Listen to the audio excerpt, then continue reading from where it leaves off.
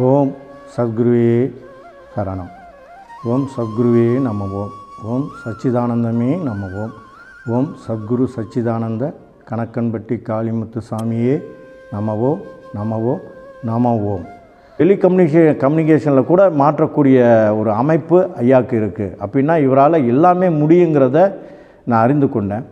அதுக்கப்புறம் எவ்வளவோ அற்புதங்கள். கண்ணு தெரியாமல் ஒருத்தன் ஐயாட்ட காலை பிடிச்சிட்டு, சாமி எனக்கு கண்ணு தெரியலன்னாரு. எந்தர்றான்னாரு. அப்போது மோகன் தோட்டத்து கிணறு தண்ணி பார்த்திங்கன்னா மேலாக இருக்கும். இப்போல்லாம் உள்ளே போயிடுச்சு. இன்றைக்கி போர் போட்டு தண்ணி அதில் இறங்கிட்டுருக்கு. மேலாக இருந்தது. அப்படியே வடக்க போடா அப்படின்னாரு. வடக்க போனால் ஏரி ஊதுறானா, ஏரி ஊதி கிணத்துல குதிச்சிட்டான். கிணத்துல குதிச்சு தட்டு தடுமாறி மேலே வந்தான். மேலே வந்தவன் மறுபடியும் அவரை காலை பிடிச்சி, சாமி எனக்கு கண்ணு தெரியுது சாமின்னு. யார்கிட்டையும் சொல்லாமல் அப்படியே போடா வீட்டுக்குன்னாரு. அவன் போய் அங்கே டாக்டர்கிட்ட போயிருக்கான். டாக்டர் வந்தார் எங்கே கணக்கம்பட்டிக்கு. அவர் தான் என்கிட்ட சொன்னார், நான் என்னுடைய பேஷண்ட்டை அனுப்பி வச்சேன். அவன் கண்ணில் நரம்பு கெட்டு போச்சு. அவன் வேறு கண்ணு கூட வைக்க முடியாது, லென்ஸ் வைக்க முடியாது, எதுவும் இல்லை. அவன் கண்ணு கடைசி வரைக்கும் இப்படி தான் இருக்குன்னு நான் சொல்லி அனுப்பிச்சிட்டேன். பட் இங்கே வந்த பிறகு அவனுக்கு கண் நல்லபடியாக ஆனதுன்னு அவர் டாக்டர் சொன்னோன்னே எனக்கு மிகப்பெரிய ஆச்சரியம். அப்போ கால் விளங்காதவன் அவன் இன்றைக்கி அந்த பையன் இருக்கான். அவன் எங்கே இருக்கான்னா பள்ளப்பட்டியில் இருக்கான். இன்றைக்கி கோழி சில்லி சிக்கன் போட்டுட்ருக்கான் அந்த பையன். அந்த பையனை என்ன பண்ணியிருக்காங்க, ஒரு நாள் அவனுக்கு திடீர்னு ஒரு 4-5 கடை வைக்கவும் அவனுக்கு கண் பார்வைப்பட்டதோ என்னமோ தெரியல. அவன் சொன்ன வார்த்தை இது. திடீர்னு அவனுக்கு ஒரு கை கால் விளங்காமல் போயிடுச்சு. விளங்காமல் போன பிறகு என்ன பண்ணுறாங்க, அவர் இன்னொரு பையனை பிடிச்சி, அவன் ஃப்ரெண்டை பிடிச்சி 2 வீலரில் வரான் ஐயாட்ட வந்தோன்னா ஐயா தூங்கிட்டு இருக்கார். அவன் வேலையெல்லாம் நைட்டு 10 மணிக்கு மேலே கிளம்பி 12 மணிக்கு பக்கமாக அங்கே ஐயாட்ட வந்துடுறான். ஐயாட்ட வந்தோன்னா ஐயா வீட்டில் கட்டிலில் படுத்துருக்காரு. அது கட்டிலில் ஒரு கால் பக்கத்தில் அவருக்கு நேராக உட்காந்துக்கிட்டான். காலையில் விடிய காத்தால் 4 மணிக்கு எந்திரிச்சார். எந்திரிச்சுன்னு அவனை பார்த்துன்னு எந்திரிச்சு அவனை எட்டி வச்சு, இங்கே என்னடா ஆடுது கணாம்னா கெட்ட வார்த்தையிலையும் மற்றதும் திட்டினார். அவன் அறியாமே எந்திரிச்சு ஓடி போய் அங்கே நின்னான். அதுக்கப்புறமா தான் அவன் கீழே மேலேயும் பார்க்குறான். கால் கையெல்லாம் நல்லா விளங்கி போச்சு. அப்போது இது எப்படி ஒரு கண்ணு தெரியாதவனை கண்ணு தெரிய வைக்கிறார், கால் விளங்காதவனை கால் விளங்க வச்சார், என் தகப்பனாரை குணப்படுத்தினார். எனக்கு ஒரு வாட்டி என்ன ஆயிடுச்சுன்னா, என்னுடைய விஷயத்திலே அது நடந்திருக்கு. உடம்பு பூரா எரியும். அது என்ன வியாதினே தெரியாது. நம்ம கீழே வந்தால் ஸ்க்ராட்ச் ஆச்சுன்னா உடம்பு எப்படி எரியும், அது மாதிரி எரிஞ்சிக்கிட்டே இருக்கும்.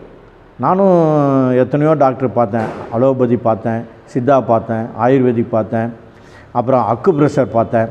எல்லாத்தையும் பார்த்துட்டு கிட்டத்தட்ட 7 டாக்டர் இருக்கும். அப்புறம் நரம்பு டாக்டர் பார்த்தேன், எல்லாத்தையும் தோல் டாக்டரை பார்த்தேன். இவ்வளவும் பார்த்து எனக்கு சரியாகலை. அப்போது நான் இங்கே வரும்போது கணக்கம்பட்டி வந்தப்போ கணக்கம்பட்டி ஐயாவுக்கு முதுகு பூரா எண்ணெய் தேய்ச்சிட்டு காலெலாம் தேய்ச்சிட்டு இருந்தாங்க. நான் அப்போல்லாம் ரொம்ப சிரமப்பட்டு, என்ன சாமி இப்படி பண்ணுறீங்களே அப்படின்னு ரொம்ப சங்கடப்பட்டு வந்தேன். திடீர்னு கொஞ்ச நாளில் என்ன ஆச்சுன்னா, எனக்கு ரொம்ப சங்கடத்தில் இருக்கலாமா போகலாமா. ஏன்னா வீட்டில் எந்த துணிமணியும் போடாமல் தான் இருக்க முடியும். ஒரு சின்ன ஜட்டியோடு தான் இருக்க முடியும். வீட்டில் பெண் பிள்ளைகள் இருக்காங்க, அவங்களும் சங்கடப்படுவாங்கன்ட்டு எவ்வளோ நாள் தான் பொறுத்துட்டே இருக்கிறது. என் கால் மேலே கால் போட முடியாது, அவ்வளோ எரிச்சல். ஷர்ட் போட முடியாது. ஆனால் அந்த நேரத்துலேயும் ஐயா சிலை ஐயா இருக்கும்போதே இங்கே சிலை வந்திருந்தது. அந்த சிலைக்கு காலையிலையும் சாயந்தரம் அந்த எரிச்சலோடையே போய் பூஜை போட்டு போவேன். 2 வீலர் எடுத்தானா 2 வீலர் என் மேலேயே விழுந்துடும். அவ்வளோ ஸ்ட்ரென்த் வேறு இல்லாமல் இருந்தது. அதுக்கப்புறம் ஐயா சிலை, நாமக்கல் சிலை முன்னாடி நின்று ஒரு நாள் அழுதேன். இனிமேல் நான் உயிரோடு இருக்க மாட்டேன். என்னுடைய பையனையும் பிள்ளையும் நீங்களும் பார்த்துங்க.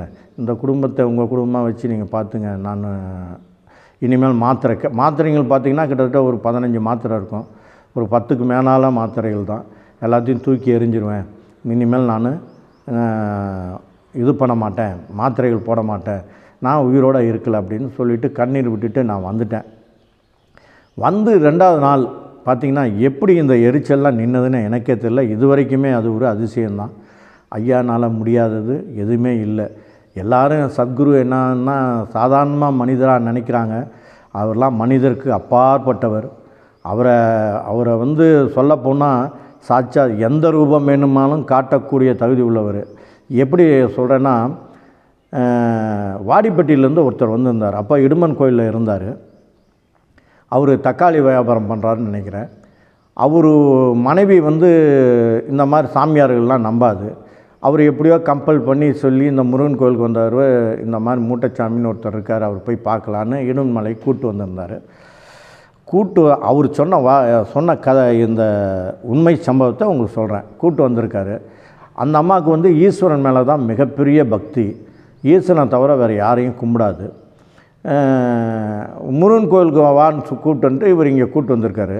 கூப்பிட்டு வந்தோடனே ஐயா அந்த அம்மா மாரியம்மான்னு கூப்பிட்ருக்காரு. பெண்களை எப்பயுமே மேக்ஸிமம் மாரியம்மான்னு தான் ஐயா கூப்பிடுவார்.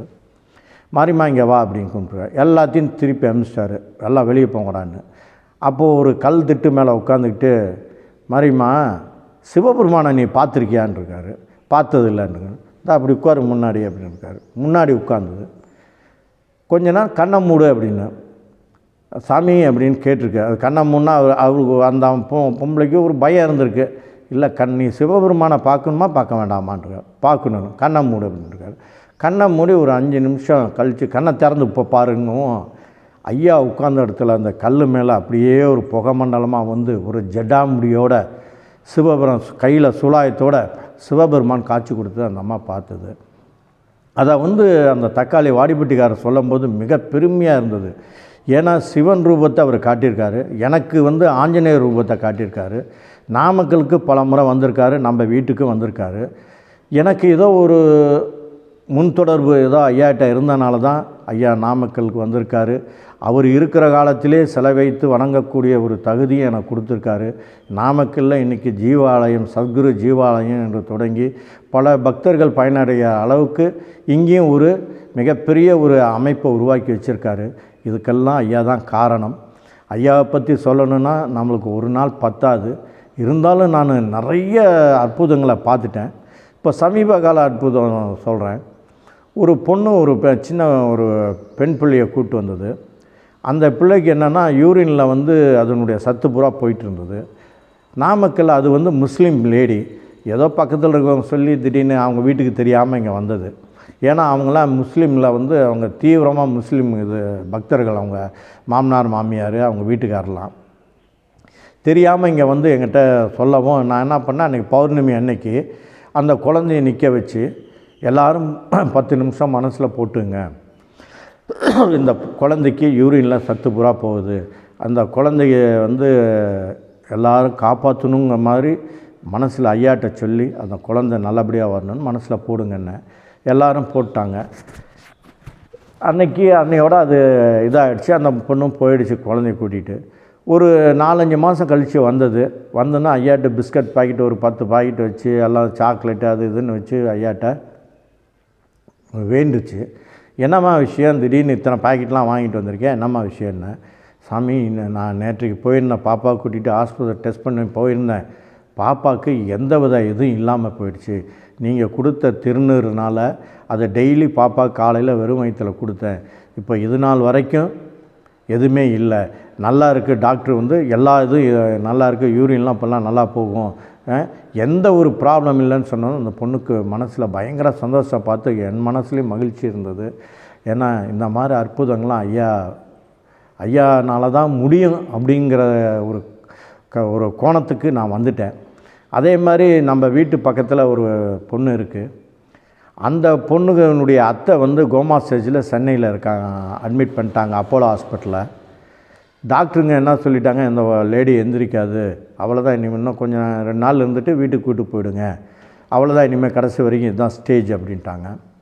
இந்த பொண்ணு வந்து எங்கிட்ட வந்து அழுதுன்னு நானும் என்ன பண்ணேன், திருநீர் ஐயா நினச்சி நான் அப்போல்லாம் ஐயா திருநீர்லாம் நான் வாங்கி வந்து வைக்கல, இப்போ தான் ஐயா திருநீர் வெளியே கொடுக்குறாங்க. அப்போ நம்மக்கிட்ட இருக்க திருநீரையே நான் கொடுத்து அனுப்பிச்சேன், ஐயா வேண்டிக்கம்மா அப்படின்னு ஐயாக்கிட்ட பாதத்தில் வச்சு, இங்கே ஐயானுடைய சிற்பத்தினுடைய உயிர் சிற்பத்தின் பாதத்தில் வச்சு கொடுத்து அனுப்பிச்சேன். கொடுத்து அனுப்பிச்சோன்னே அந்த திருநீர் அந்த நெத்தியில் வைமா, சும்மா உதரில் தடவி விட்டுரு அப்படின்னு. அதே மாதிரி போய் அந்த அம்மா வந்து அப்போ தான் வந்து எமர்ஜென்சி வார்டுலேருந்து தனி வார்டுக்கு வந்திருக்காங்க. வந்தோடனே இந்த பொண்ணு போய் நெத்தியில் திருநீர் வச்சு வாயில் கொஞ்சோண்டு தடவிட்டு வந்து வெளியே நின்றுருக்கு. ஒரு 2 நிமிஷம் வச்சு உள்ளே வந்தோடனே அந்த அம்மா எந்திரிச்சு எப்பம்மா வந்த அப்படின்னு இந்த பொண்ணை பார்த்து கேட்க, அதுலேருந்து இந்நாள் வரைக்கும் அந்த அம்மா உயிரோடு இருக்குது.